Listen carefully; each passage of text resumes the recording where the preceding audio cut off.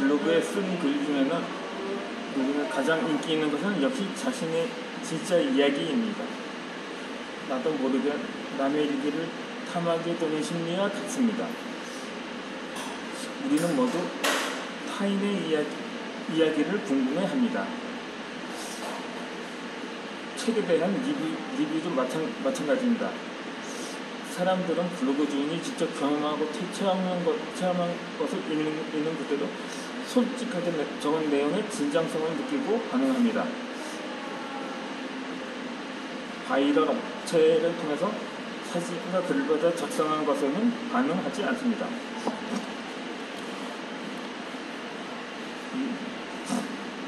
사진은 세련되지 못하고 글은 좀 투박해도 직접 서점에 가서 책을 골라서 이에 대한 책 속의 내용을 느낀 그대로 써야 하는 사람에게 호응은 없습니다. 남이 아니라 내가 직접 느끼고 경험한 내용을 쓰는 게 핵심입니다. 글을 잘 쓰고 못 쓰고는 중요하지 않습니다. 자신의 이야기냐 아니냐가 중요합니다. 짧게 해서 글을 쓸 수도 있습니다. 실제로 그런 사람도 있습니다. 이를 편집이라는 고상한 말로 표현합니다. 이 책 저 책에서 괜찮은 글들을 뽑아 자신의 글 속에 녹여냅니다.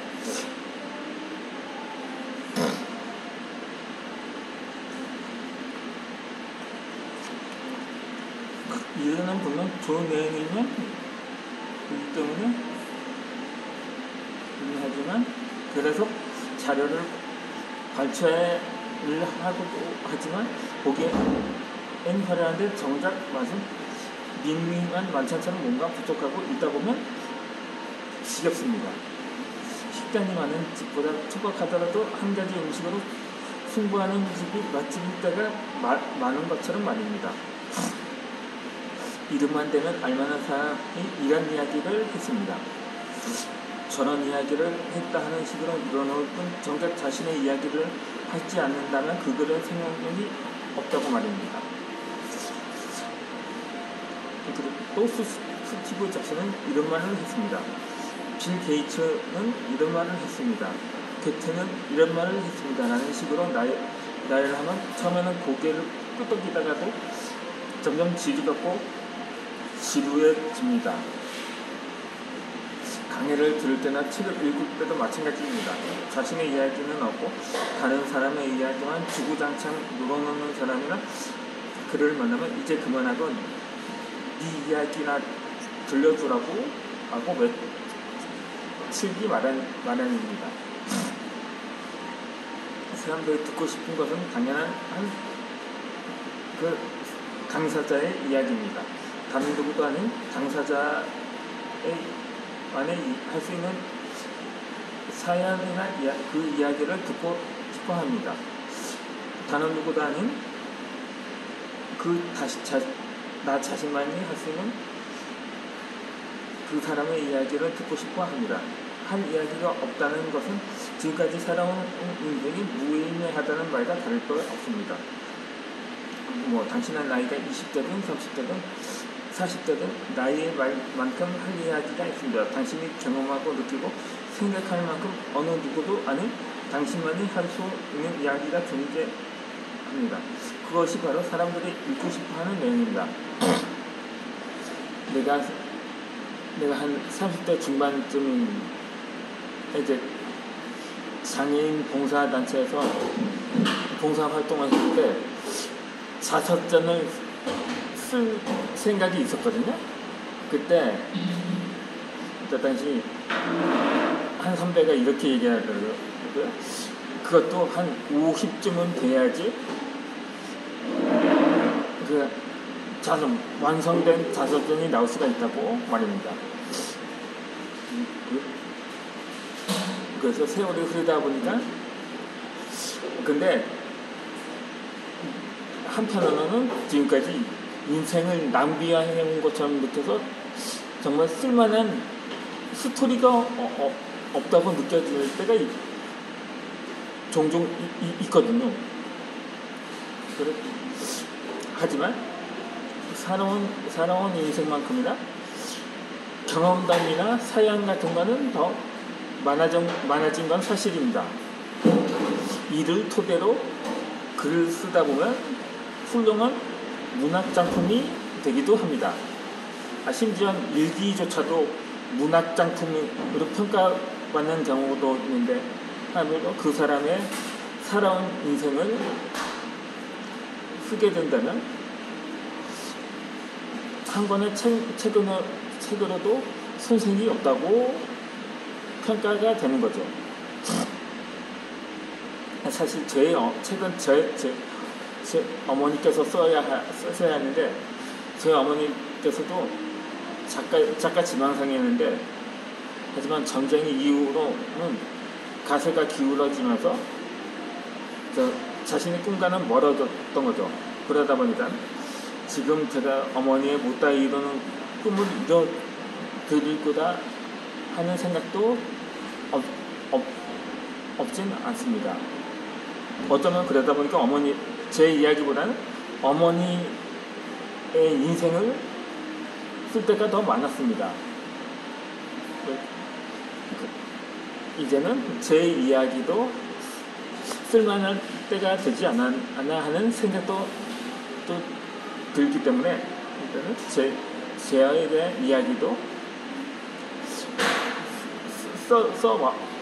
써갔던 것입니다.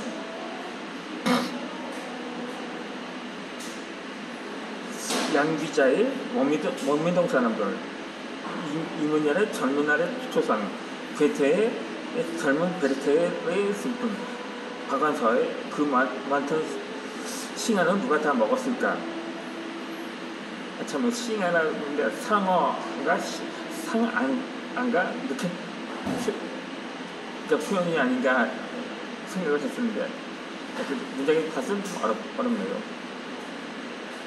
좌우지간 신경 속의 몇 단방 같은 문학작품은 물론이고 실용서술자 자신의 이야기를 쓴 것이 가장 많은 사랑을 오랫동안 받습니다. 자신의 이야기를 할 때 더 맛깔스럽고 재미있게 쓸 수 있지 않을까요? 타고난 이야기꾼이 아닌 우리는 자신의 이야기를 가장 자신있게 할 수가 있습니다. 근데 지금까지 이 소설 제목들을 보면 마치 자신의 이야기가 아닌 것 같은 느낌이 들 때가 있어요. 그렇다고 이걸 쓰기는 좀 그렇거든요. 나는 이렇게 살았다. 나의 어린 시절 또는 나의 학창 시절, 이런 식으로 쓰면 제목이 다소 밋밋해할 수가 있을 것입니다. 하지만 그 제목을 조금 깊숙이 살펴보면 그 사람의 삶을 이야기한 것이라고 판단을 할 수가 있는 거죠.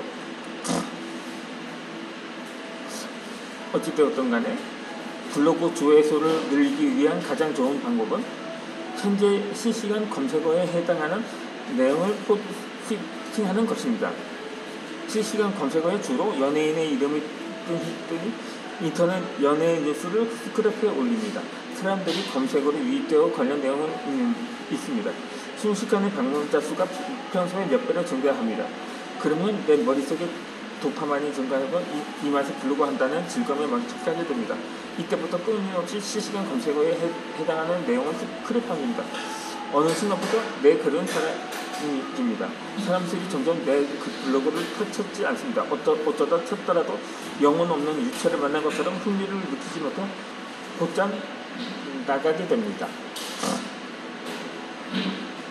이에 말해 똑같은 실시간 검색어를 포스팅하더라도 자신의 이야기를 함께 담으면 내용이 훨씬 알차고 풍부해집니다. 이 경우 사람들의 호응을 이끌어낼 수 있습니다. 어떤 블로거가 이 위아래라는 노래가 뜨기 전부터 EXID라는 아까운 그룹이라는 글을 포스팅했습니다.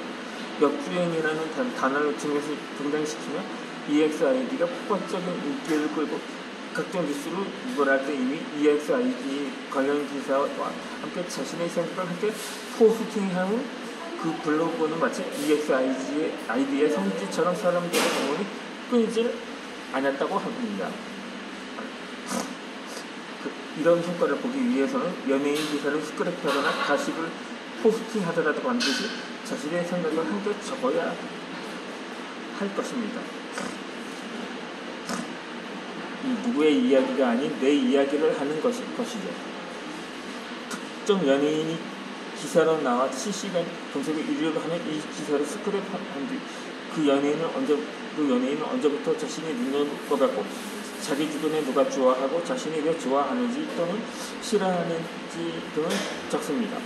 해당 기사가 자신이 볼 때는 하는지 왜 이러이러하다는 포인트까지 딴다면 연예인 기사가 아닌 자신의 생각이 결합된 나만의 이야기가 되는 거죠.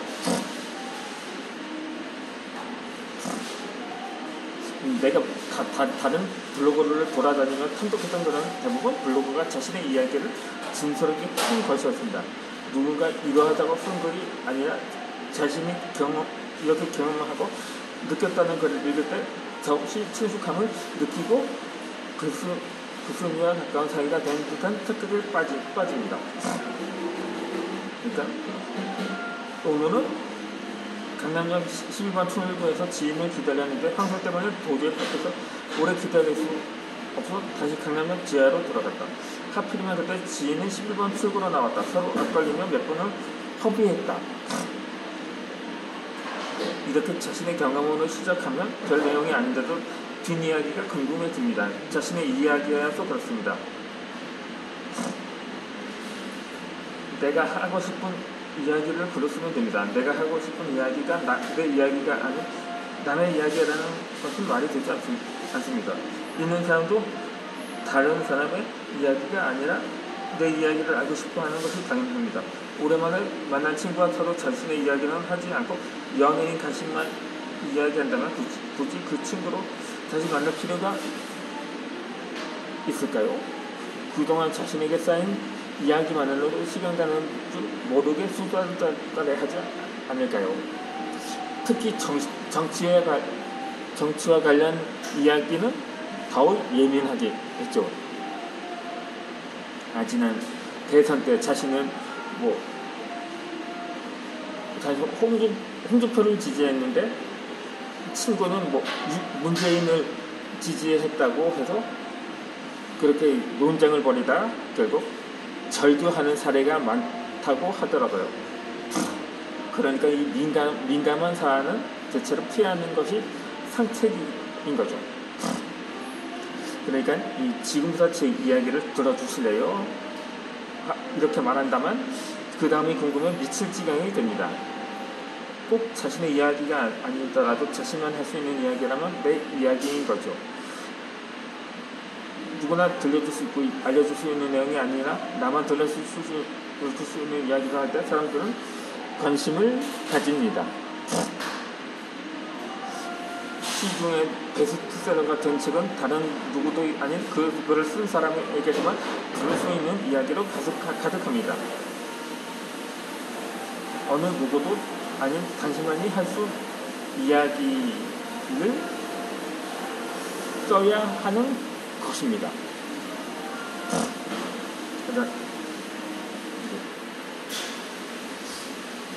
이번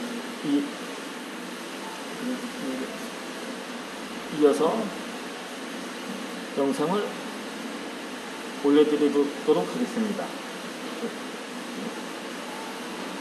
이제도 유튜브 영상도 마찬가지로 그래도 유튜브 블로그 글쓰기 과정을 설명해